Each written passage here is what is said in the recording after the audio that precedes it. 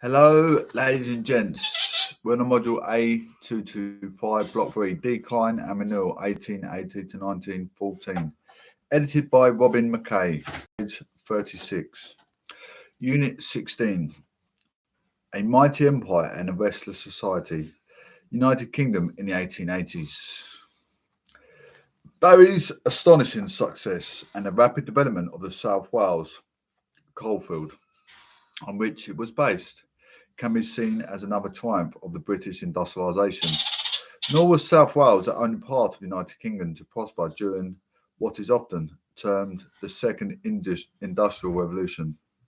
Existing industrial regions such as the Midlands, Lancashire and the west of Scotland developed the new industries, while new industrial cities such as Belfast, Middlesbrough, producing steel and chemicals, and Barrow-in-Furness. War sprang up, yet contemporaries worried about trends in British industry, and South Wales illustrated some of these concerns. In the last decades of the 19th century, the South Wales coalfield expanded rapidly. In 1854, 8.5 million tonnes of coal were mined here. The figure was almost 26 million tonnes in 1884, and in 1913 it was 54.8 billion tonnes, just under 20% of the coal mined in Britain. By 1913, there were 485 coal mines in Wales and over 250,000 miners. Daunton, 1977. Williams, 1998, page 11. Morgan, 1980, page 61. The term American Wales was used to describe the boom conditions. Harvey, 2008. Most of the coal was mined in valleys inland from Cardiff, such as Rhondda, the greatest coal-producing valley in the world. According to locals quoting Williams 1996, nearly the coal was brought down the valleys by railway and canal to the postal ports, of which Cardiff was long by far the largest. On the back of this trade, the population of Cardiff grew from under 20,000 in 1851 to 129,000 by the 1891 census and to 182,000 by 1911. Harbour facilities were so important because over half of Welsh coal was exported in 1880. The coalfields of South Wales and the north east of England around Newcastle upon Tyne each contributed around 40% of Britain's coal exports, but after the Welsh share continued to rise while that of the north east declined. By 1913, 30 million tonnes of coal were exported from Wales. Around a third of international trade in coal. Barry did nothing else. 99.9% of its trade was coal. Daunton, 1977. Morgan, 1980. Page 61. Pro Hero, 1984. The biggest markets were France and the Mediterranean area, where there was a little coal, but one reason for the high demand was that Welsh coal proved very good for steamships. Following Admiralty tests that showed Welsh coal obtaining the best results, it became the preferred supplier for the Royal Navy and so for coal bunkers at British ports around the world. Welsh coal linked the empire and created a huge demand for shipping.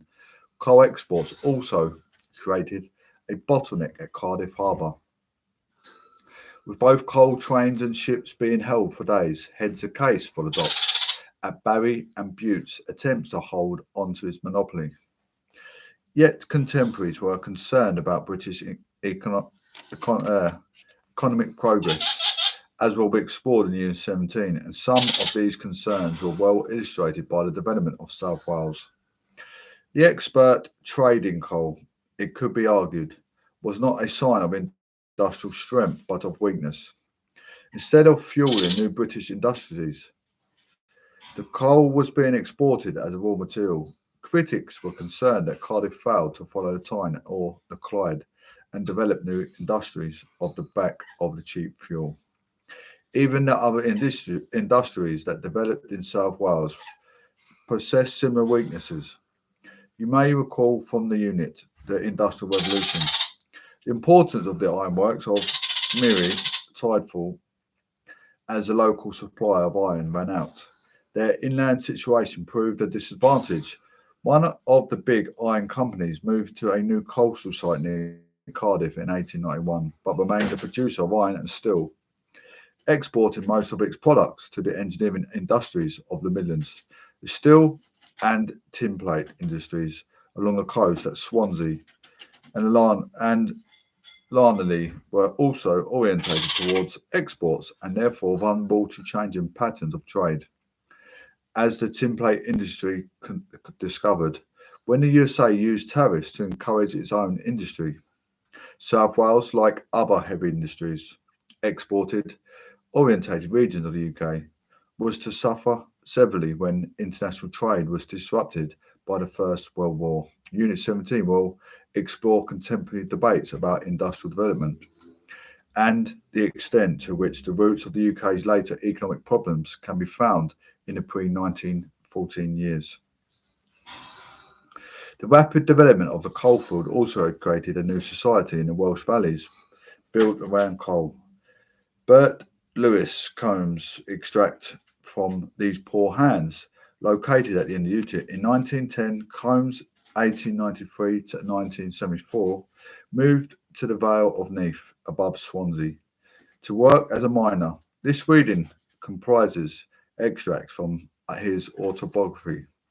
You recall similar autobiographical sources from earlier in the century from the unit The Rise of the Working Class, describing his first days at work, from the Sunday of his arrival to his attempts to sleep following his first shift.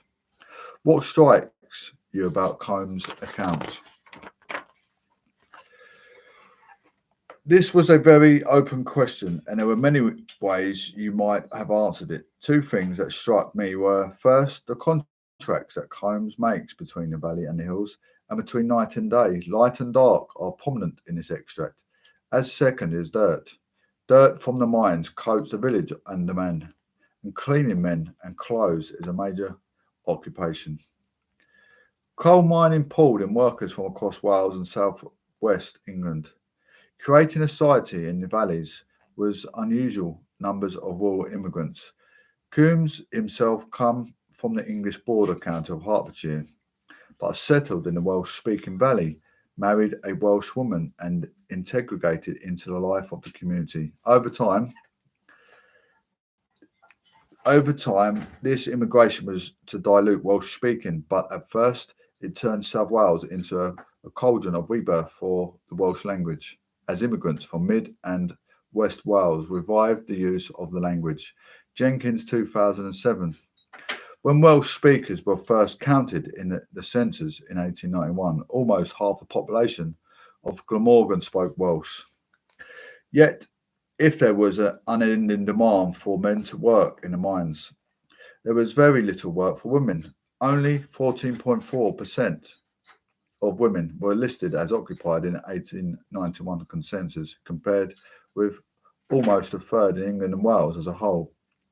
And most were young and single. Williams, 1999. Marriage rates among women were high in these new settlements, where men outnumbered women, and for almost all women marriage marked the end of paid work. Not, of course, the end of work, for housekeeping was demanded in such environment. Cleaning bodies, clothes, and houses figures prominently in the interviews of women born in this period, collected by Museum of Welsh Life, and used by historian Mary Williams in her work on women's working lives, 1999. In the unit Popular Culture, Identity, and the Lived Experience of the Working Class, Unit 19, you explore similar oral history sources and why they are such a valuable source for women's experience. Conditions in the Welsh coal fields also made for peculiarly bitter industrial relations. The demand for labour pushed up wages, but many of the coal companies were small and vulnerable to the sudden changes in price that went with an independence on exports.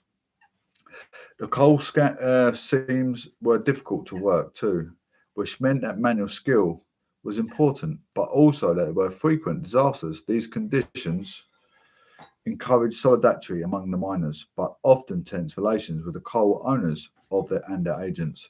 There was a tendency towards combination on both sides. Coal companies clubbed together or merged into giant combines, while the South Wales Miners' Federation emerged as one of the most powerful and militant unions of Edwardden years, Williams 1998. It was not surprising that the region became a cockpit of the industrial conflicts of the years before the First World War. That will be explored in Unit 21. Unit 16.5, Manchester and Firmere. Turning finally to one of the most remote corners of England, the mid-1880s also saw work start on damming Firmere in the right heart of the Lake District. The purpose of Firmere water scheme was to turn the lake into a reservoir for Manchester, 150 kilometres to the south. The scheme was first proposed in the 1870s by John Frederick Bateman, 1810 to 1889. Manchester's city engineer, who was concerned that the needs of growing city would upon outpace its existing water supply. The scheme was ambitious in terms of current technology and inevitably encouraged opposition on the grounds of cost and from affected landowners. But there were also objections on environmental grounds, objections that historian Harriet Whitbow, 2009, claimed were of a new type, the dawn of green. This section will briefly explore why Manchester City Council was so keen on the Firmere water scheme and what was new about the opposition it provoked. The Firmere scheme was part of a trend in the second half of the 19th century for urban authorities to take a much more direct role in promoting the interests of their cities, as you saw in the units Cities, Disease and Health. From the middle of the century onwards, local authorities took the initiative to improve the urban environment. An adequate supply of clean water was often one of the first goals.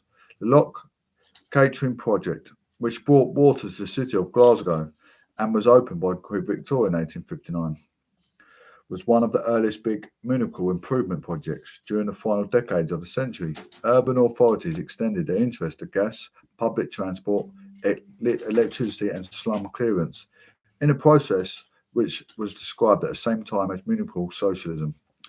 Unit 17 will explore how Glasgow was one of the leaders in this process. If one consequence of the urban improvement schemes might have been better health, this was not necessarily the only or even the main aim. In the case of Manchester, Harold Platt notes that the pricing structure adopted by Manchester for its own water kept consumption in working class areas to a minimum. Platt 2005. While slum clearance schemes destroyed far more houses than were built, plentiful clean water was important to the city's textile industry, since large quantities of clean, soft water were needed for bleaching and dyeing. Kid 2008. Simon Gunn points to the transformation of the centres of English provincial cities such as Manchester, Leeds and Birmingham in the second half of the 19th century as part of a process of redefining middle-class culture. This was no longer to be primarily found in the private sphere of the business and the home, but also in the public buildings and civic life of the cities that dominated.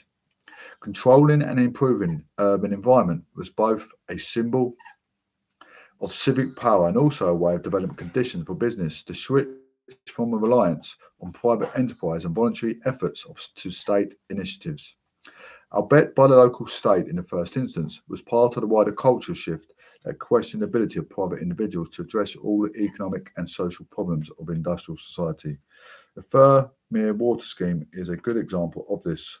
Water was at first supplied to Manchester by private companies, but as early as the 1840s, it was clear that their ambitions were too short term and that local supplies were inadequate.